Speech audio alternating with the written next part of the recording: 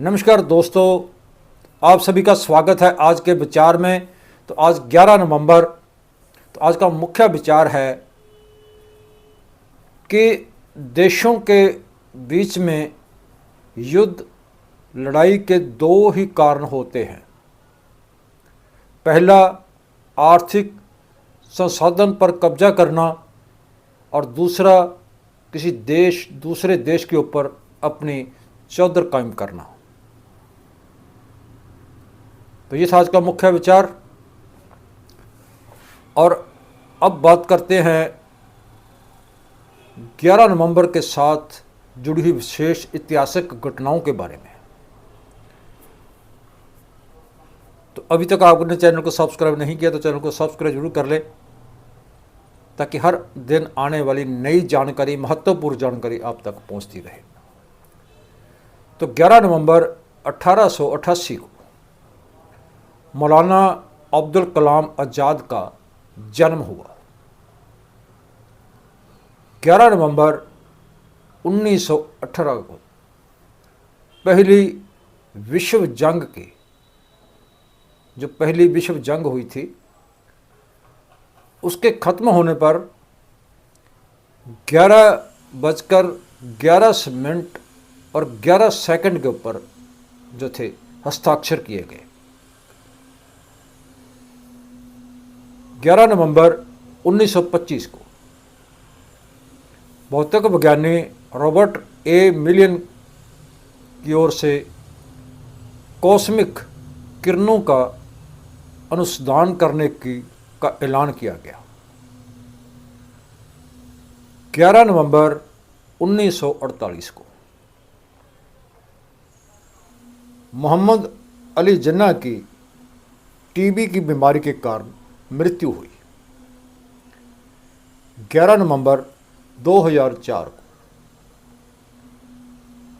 PLO के अध्यक्ष यासर Arafat का देहांत हुआ।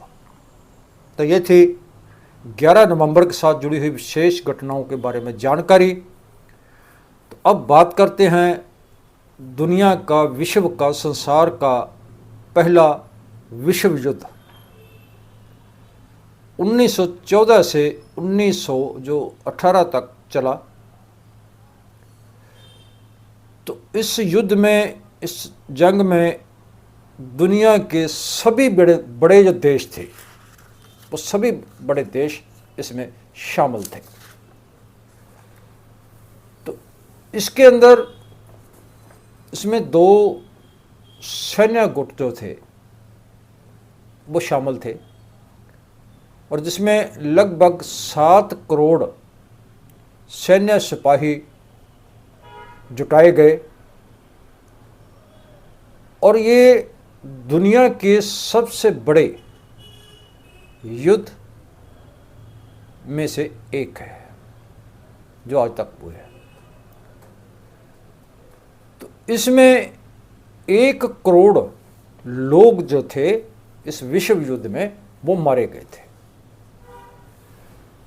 तो 28 जून 1914 को सेराजेवो में गेवरिलो प्रिंसिप एक सर्बिया नेशनलिस्ट समूह था। तो उस समूह के व्यक्ति ने ऑस्ट्रिया हंगरी के राजकुमार आर्च डूक फ्रेंच फर्डिनेंड का कत्ल कर दिया था। इस घटना को लेकर ऑस्ट्रिया और हंगरी के मंत्रियों और जनरलों में राजे को सर्बिया के ऊपर आक्रमण करने के लिए प्रेरित किया। तो इस घटना के कारण यूरोप के देशों के एक दूसरे सैन्य के साथ मदद के जो वायदे, मित्र देशों को जो थे, वो सैन्य मदद के जो वायदे किए थे कि अगर कोई देश हमला करेगा तो समझौते के अनुसार वाले देश दूसरे देश की मदद करेंगे। तो इसी चक्कर में पूरा यूरोप जल्दी ही एक लड़ाई, एक युद्ध में शामिल हो गया। तो पहला संसार युद्ध, या जिसको विश्व युद्ध भी कहा जाता है, पहला संसार युद्ध भी कहा जाता है, तो वो शुरू हो गया। तो यूरोप के जो बाकी देश थे और महाद्वीप थे, और जो उसका फैलाव के कारण ये पूरी दुनिया में फैल गया। तो इस युद्ध के ख़त्म होने के बाद जर्मनी, रूस, ऑस्ट्रेलिया, हंगरी और ऑटोमन देशों की बहुत ही बुरी स्थिति बन गई। तो रूस में भी, रूस की जो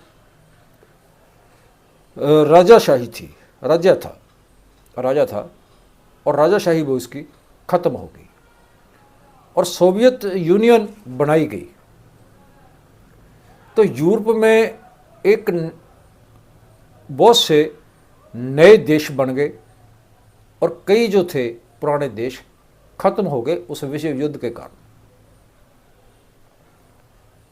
तो 19वीं शताब्दी में यूरोप के मुख्य देशों ने यूरोप में एक शक्ति संतुलन जो था उसको बनाए रखने के लिए बहुत प्रयास किए, जिस कारण पूरे यूरोप महाद्वीप में बहुत ही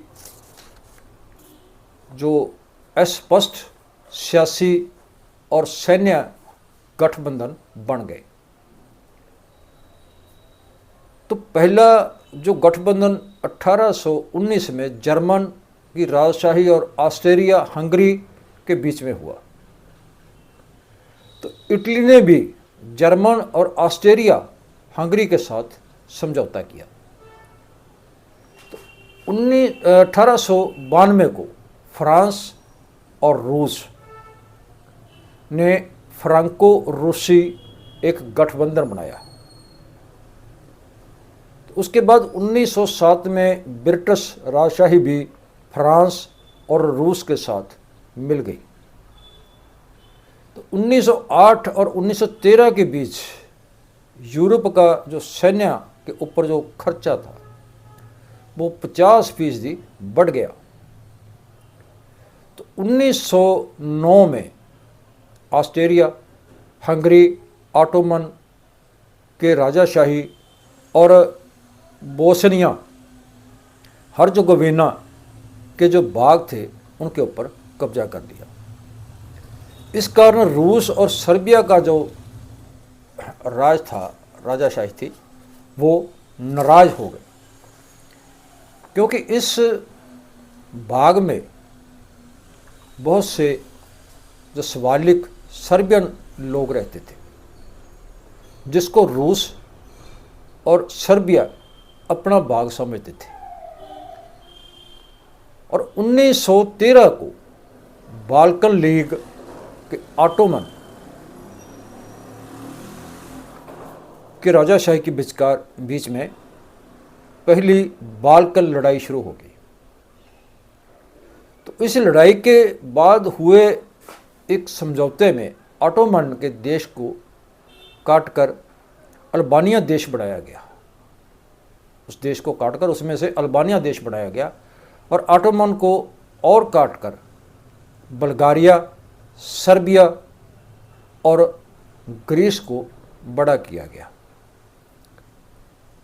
उसके बाद 16 जून 1913 को बल्गारिया ने सर्बिया और ग्रीस के ऊपर आक्रमण कर दिया। तो दूसरी जो बाल्कन लड़ाई थी वो शुरू हो गई, जो कि 33 दिन तक चली।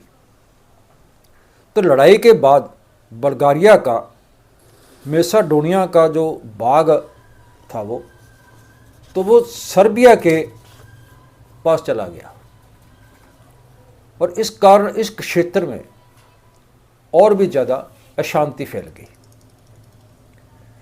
तो सेराजेवो में 1914 में गैवरिलो प्रिंसिप के कत्ल में ऑस्ट्रिया और हंगरी ने इसके अंदर जो था वो सर्बिया का जो हाथ समझा और ऑस्ट्रिया हंगरी ने सर्बिया से कुछ मांगें की, तो जिसको जुलाई अल्टीमेट भी कहा जाता है। जब सर्बिया ने सभी मांगें नहीं मानी तो ऑस्ट्रिया और हंगरी ने 28 जुलाई 1914 को जो था वो सर्बिया के ऊपर लड़ाई की घोषणा कर दी।